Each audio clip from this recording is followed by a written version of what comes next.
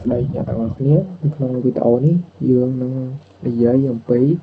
ការដាក់ icon នៅក្នុង Figma icon ដូចជារូបយន្តហោះរូបរង្វង់មូលរូបសញ្ញាផ្ញើបញ្ជូនសារជាដើមដែលមុននឹងយើងធ្វើដាក់ icon យើងត្រូវចូលទៅកាន់ action នៅក្នុង toolbar ឬក៏ចុច control ហើយនឹង K បន្ទាប់មកយើងចូល plugin ហើយ widget ហើយយើងអាច search រក icon ដើម្បី download ភាគច្រើនសម្រាប់ខ្ញុំជឿថាប្រើ Iconify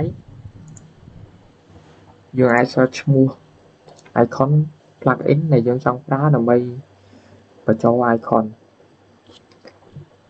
បើយើងមិនទាន់មាន Iconify យើងអាច search ពាក្យ Iconify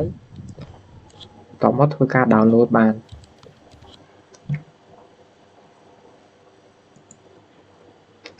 ពេល download ហើយយើងគ្រាន់តែចុចលើ plugin នោះវានឹងចេញផ្ទាំងនេះមកដែលយើងអាចជ្រើសរើស icon យកមកដាក់បានឧបមាដែលយើងចង់ដាក់រូបឡាន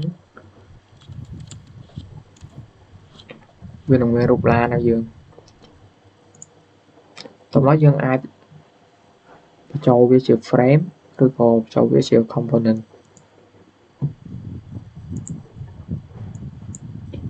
យើងអាចព្រមទំហំវាបានដូចនេះយើងបាយ icon